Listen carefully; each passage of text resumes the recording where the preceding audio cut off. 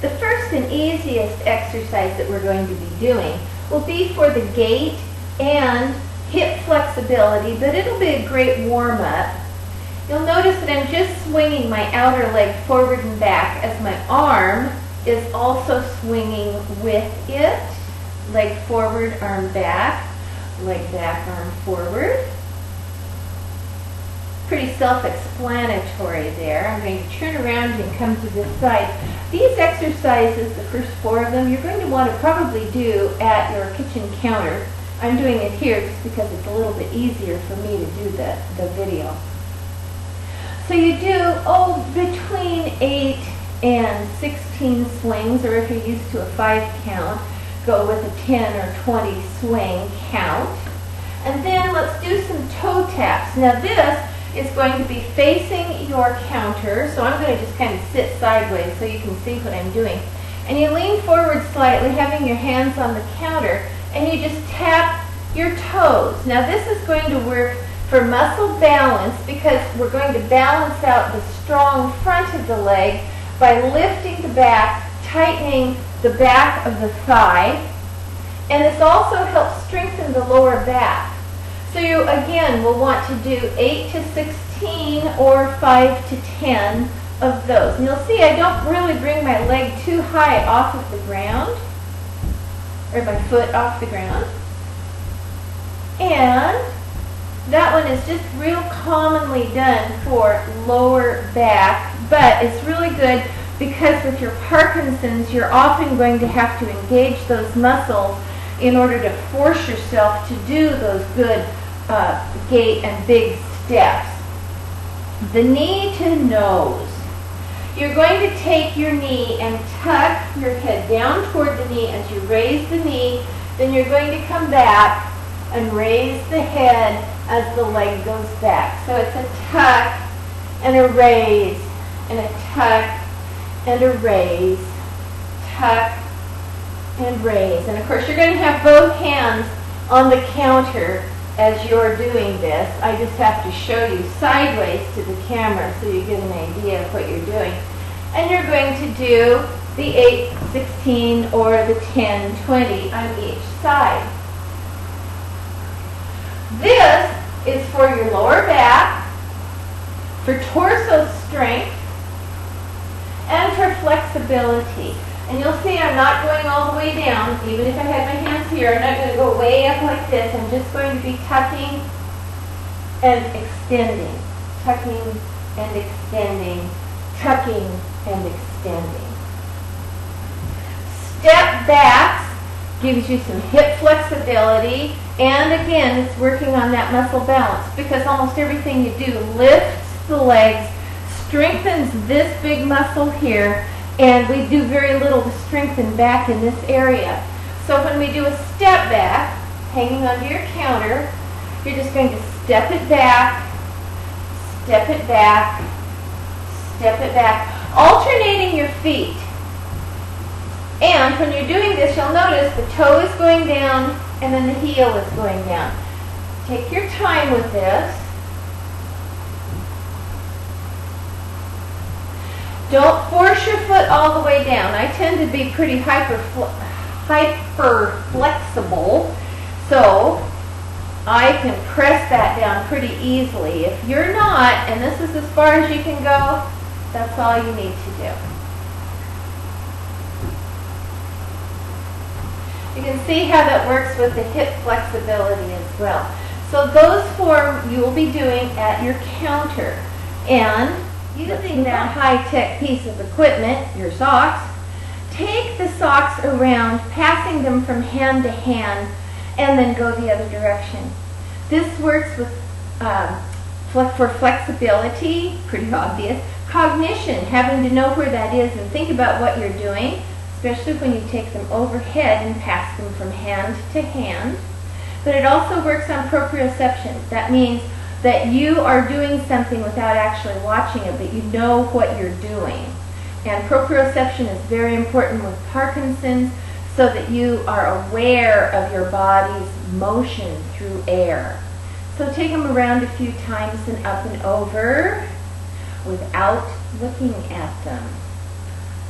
We're going to do Tai Chi single whip.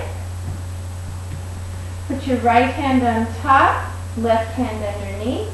Take a step with your left heel down, hooking your right hand and putting your left hand forward. Rock back, your toe comes in, and then you hold the ball on the other side, but the left hand is on top. Make a hook with your left hand, rock forward onto your right foot, bring your toe up and then in. This is for postural stability. That rocking backward and rolling the toe in helps with muscle balance as well.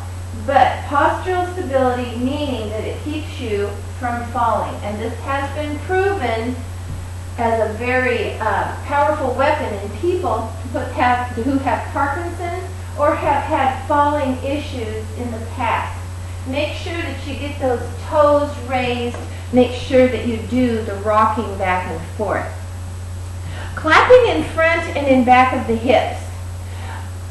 Clapping by moving the hips forward and back. It isn't the clap that's the important thing. So you can even just swing your hips forward and back as you swing your hands forward and back.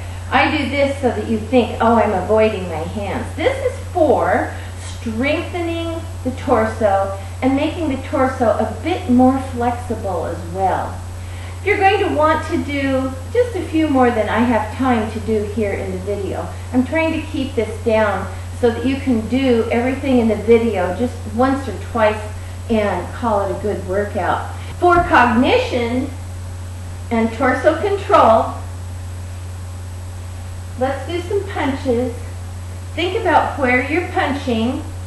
Again, we're doing a little proprioception, but this cognition thing is real important with your Parkinson's, thinking about what you're doing. So again, across, across, up, up, out, out, down, down, behind, behind. I gave a little twist on that one. Okay? This next segment has a few walking things in it, but you're not just going to walk. You're going to walk over, you're going to sit down on a chair, you're going to stand up, walk back, turn around, walk over, sit down on a chair. I'd like you to walk a little farther than I actually have room to do.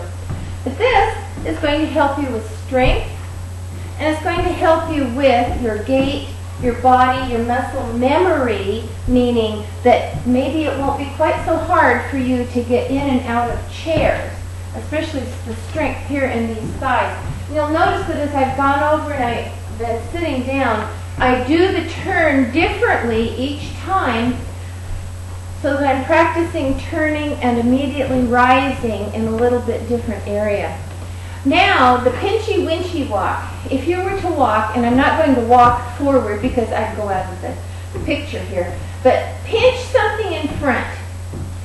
And this is going to really, really work on your gait, and it's going to work on your body and brain memory so that as you're walking, you don't slow down and get that one-armed thing happening, or even the walk that happens like this with no arms. Pinchy winchy has you up, pinching forward, and if you imagine something, even if you have to put your husband or wife in front of you as you're walking and pretend like you're pinching at their shoulder, that's going to work too. But it keeps those shoulders really moving, and it helps with your gait issues. Then you can do the pinchy winchy walk, you can stop, and you can crack a walnut between your shoulder blades, and then go back to the pinchy winchy. And you can stop, do a sun salute, and back to the pinchy winchy walk. That is really going to help with your posture, of course, posture. One more walk that you're going to want to practice is the monkey walk. Repulsing the monkey from Tai Chi, you are going to bend your knees, you're going to put your toe down, your heel down, rock your weight back, put your weight all on one foot, put your toe down, your heel down, shift your weight back, toe down, heel down, shift your weight back, and toe down, heel down and I'm disappearing. But try that. You have a lot of control when you have your knees bent. Instead of trying to step backward and walk like this, practice it with the knees bent and making sure that you're totally balanced and that the weight is on the back before you try and take your next step. I wanted to check with my little cheat sheet so that you don't miss any of what's going to happen with your next move, which is taken from Qigong. And it's working with postural stability, proprioception, strength and stretching, and posture. So I'm going to have to turn my back to you as we do Spirit Bird. I'm going to be over here, taking a step to the left, heel, toe, and I'm going to bring my arms up. My knees are bent. I push myself up. I come back. I come in. I step to the right. I push up. I come down. I step to the left. Push up. Come down. Step in. Step to the right. Inhaling. Exhaling. Up. Remember, every time you step, heel, toe, push up, come back. And when you come back in, have your hands like this. We're now going to do what's called, just part of what is called the easy walk, even though we're not going to be walking. Take your hands, bring them up, and put them back here on your kidneys. And you're going to take a left step, and you're going to come up and drop your hands. As you come back, bring your hands up. Notice what's happening with my feet. I'm going to turn a little bit.